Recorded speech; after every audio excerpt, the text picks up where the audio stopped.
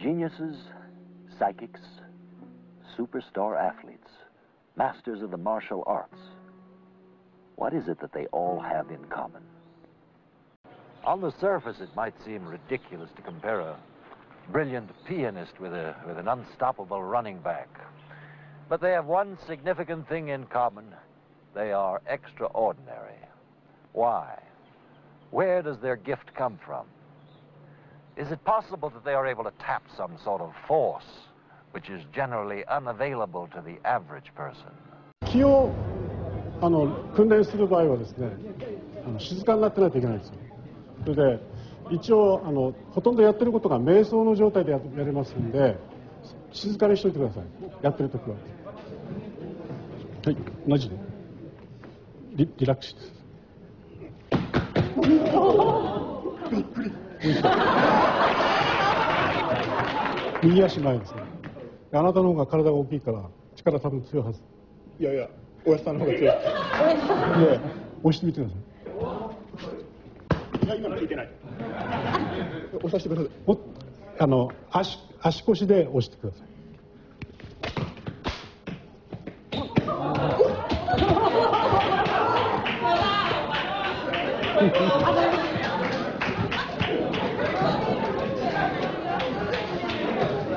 おお、すごい。これ大丈夫。いいですか、こんなこと言っちゃって。とんでもない力でですね、バーってくるんですよね。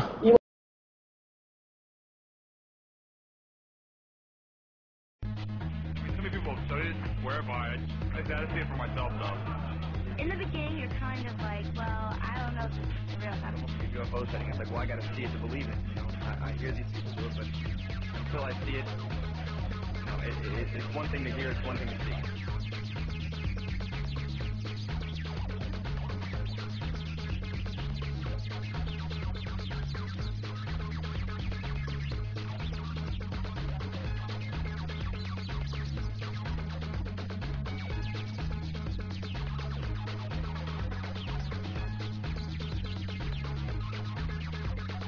I've seen them already knock people over.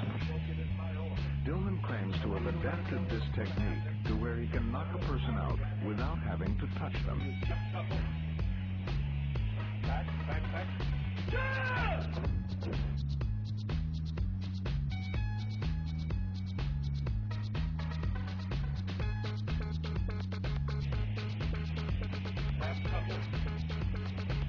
Back.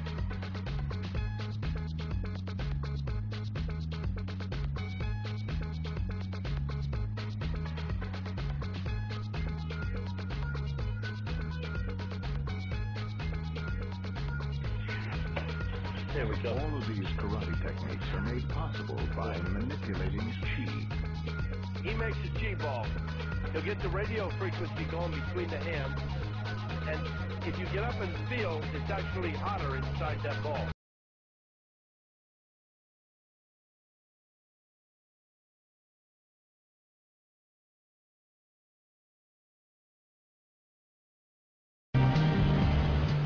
I first met him in the early 80s in a Chinatown of urban Java.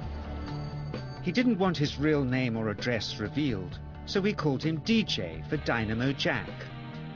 He was only a healer, he said, but he did direct a powerful energy generated from his own body into his patients. Sometimes he used the needles, sometimes just his hands. He called the energy chi, and it was so strong that he usually needed a grounder to hold his patients' feet. For years we followed him around Java on his healing rounds, pleading to be allowed to film him, but he always refused, saying his powers resulted from a type of meditation with an ancient tradition of secrecy.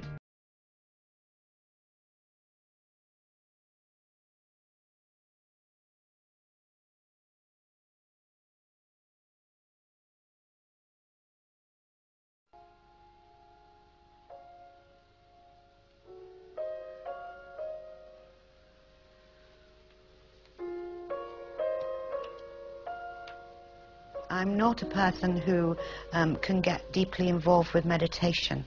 Some mediums do. I don't find that easy, but I like to pray to God, and I ask the spirit world if there's anything I can do for them, and tell them what I'm doing really and why I'm doing it. What's the reason for me demonstrating? What's the reason for me giving a private sitting? I think it's to bring a little bit of heaven into two worlds.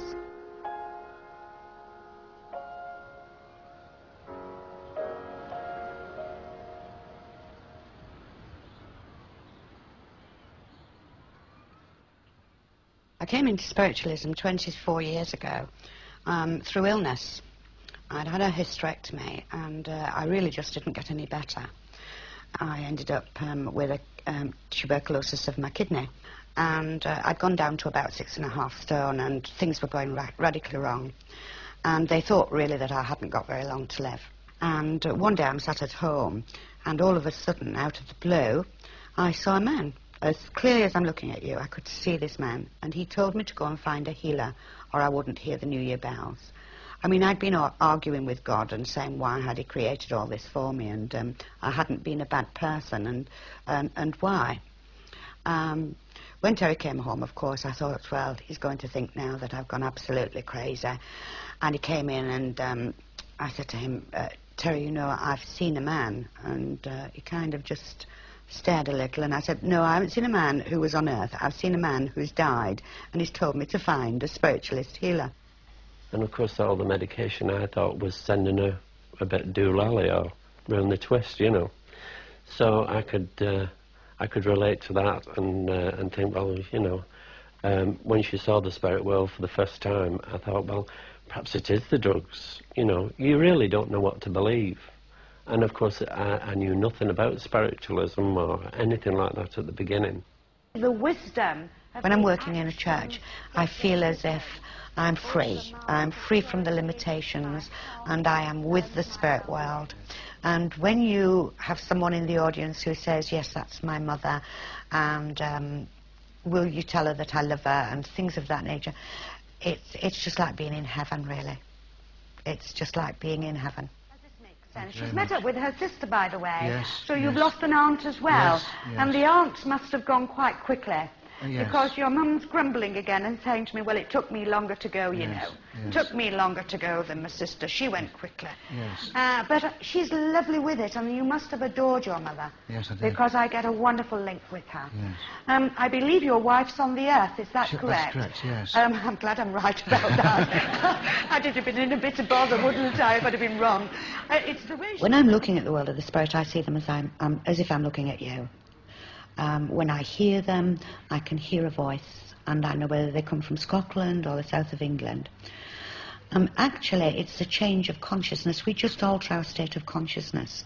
And we're not seeing through these eyes, and neither do we hear through these ears. It is as if a faculty that connects to us just opens up, and as if we draw a veil or a spring comes back, and there we have the vision. Can I tell you that there's a Nellie here in the spirit world? Yes.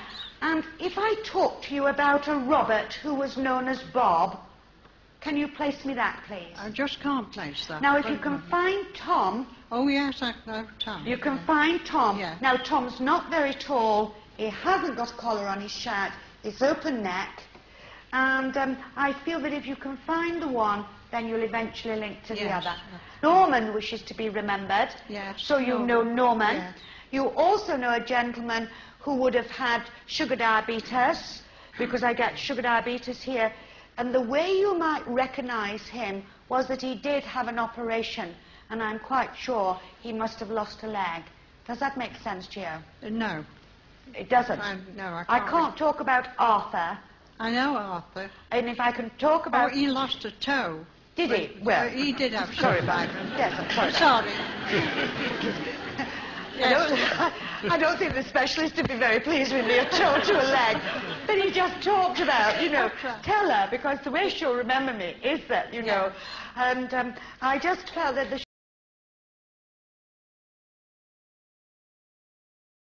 sugar did take him to the spirit world. Yeah. All right, darling. Yes, thank you. Thank you very much. You. Ladies and gentlemen, on behalf of the world of the spirit, may I thank you for being here.